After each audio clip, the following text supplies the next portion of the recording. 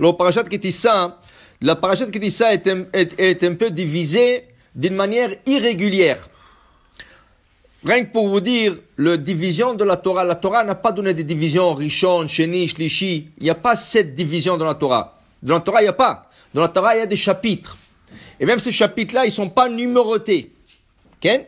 La numération de chapitres a été faite malheureusement par les gens de l'Église. C'est ça qui ont forcé des Juifs donner de nombre de chapitres pour qu'ils puissent argumenter et avoir leur référence. Alors quand nous on disait Parashat Noach, qu'est-ce qu'ils connaissent eux Parashat Noach? Alors eux ils voulaient que ça soit chapitre 4, verset 20.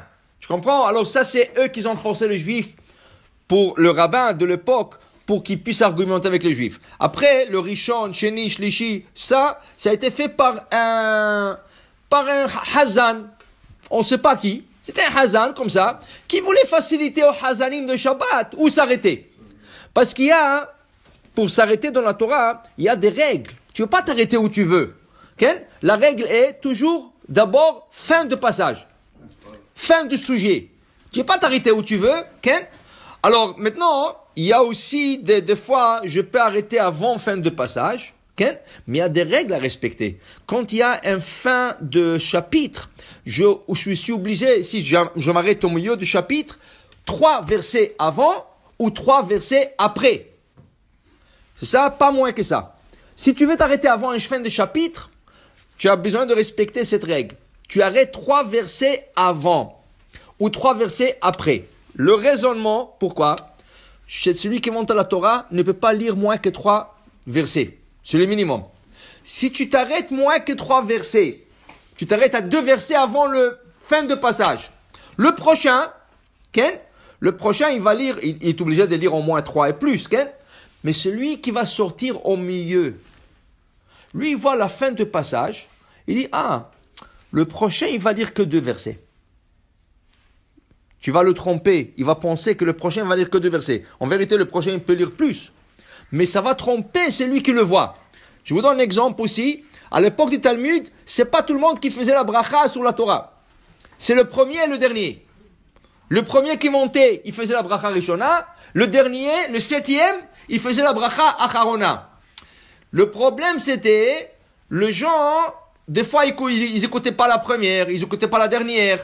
Alors ça a fait une confusion. Alors ils ont dit non. Alors maintenant, chacun, il va faire la bracha Rishona et Acharona. Comme ça, les gens sachent qu'il y a une bracha avant la lecture et après la lecture. Mais normalement, la lecture, c'est tout le passage. Tu peux faire la bracha au début de la paracha seulement et à la fin de la paracha. Mais comme ça rend en confusion, chacun fera sa propre bracha au début et à la fin de sa lecture. Donc, alors ça c'est des règles, Ken? Ça c'est des règles pour comment lire la Torah. Comment ça veut dire? Tu ne peux pas t'arrêter où tu veux, tu ne peux pas t'arrêter quand tu veux. Il y a de manières de faire. Alors maintenant, c'est vrai, on n'est pas obligé de respecter ce qui est écrit dans le Chumash. Rishon s'arrête ici, Sheni s'arrête ici. On peut le changer, on peut le décaler. Tant que tu fais monter minimum 7 personnes dans la Torah. Mais ici, dans la parashat Kitissa, c'est vraiment irrégulier. La moitié de la paracha est lue par les 2 premiers. Le Kohen et le Lévi. Ok? C'est pas la moitié depuis quand on lit la moitié de la paracha avec le Kohen et le Lévi? Tu lis un bon passage pour le Kohen, un bon passage pour lui, mais pas la moitié de la paracha. Regardez qu'est-ce qui vient après, Shlishi, Revi, tout court. Okay? Pourquoi? Alors il y a une règle qui dit que tu n'as pas le droit de faire monter à la Torah quelqu'un qui est en défaut par le passage qu'il lit. Par exemple, quelqu'un, Hahaz Veshalom, il se rase avec la lame. Malheureusement, il ne sait pas. Mais toi, tu sais qu'il se rase avec la lame. Tu n'as pas le droit de l'appeler dans la Torah quand on parle de ne pas se raser avec la lame. Tu lui fais honte. Okay? Et pourquoi? Dès que tu vas lire, le Hazan, il va dire ça, tout le monde va dire, tu vas lui faire honte, tout le monde va regarder. Tout le monde, c'est ça, tu peux lui faire rougir aussi. Alors ça, tu fais pas. Quelqu'un, quand la Torah parle d'un Kohen, qui a un défaut physique, okay? Tu n'as pas le droit d'appeler le Kohen à ce passage. Parce qu'il a un défaut physique. Et peut-être son défaut est écrit dans la Torah, et tout le monde tout de suite, ils vont le regarder. Okay? Maintenant, dans la paracha, qu'est-ce qui arrive? Dans la paracha, nous lisons à propos de la faute du veau d'or.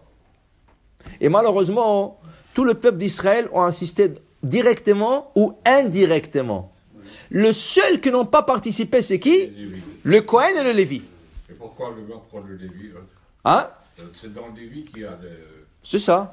Le Cohen et le Lévi, c'est le seul qui n'ont pas participé du tout. Okay. Du tout. Au contraire. Ils étaient là, mais ils étaient contre. Ils étaient contre. Ils se sont éloignés, pourquoi les autres ont... Non, ils étaient là, mais il y a des gens qui ont adoré, qui ont dansé. Il y a des gens qui ont chanté. Il y a des gens qui pensaient que peut-être c'est vrai. Mais les Lévis sont restés intacts. Ils voulaient rien savoir de cette pochette. Et d'ailleurs, quand Moshe Rabbeinu descend de la montagne, il est dit, Mil Hashem Elai, Vayavo Elav Kol Bene Lévi. Qui est pour Hashem, qui vient tout de suite? Le seul qui ont pu venir, c'est les gens de Lévi qui n'ont rien fait. Même pas pensé là-dessus. Alors, qu'est-ce qu'on fait maintenant? On prend la paracha pour ne pas faire honte à Am Israël. On la donne pour arriver au passage du veau d'or. Dépasser le passage du veau d'or. À qui on le donne? Cohen et Lévi. Et qui c'est qui va vivre l'histoire du veau d'or? Le Lévi. Pour celui qui n'a pas participé, pour que personne n'a honte, que ça soit pour le Am Israël, ce soit que le c'est ça. Pour lui, c'est un bon signe. Alors pour vous dire, voilà, ça c'est la raison que la paracha est divisée de telle manière irrégulière.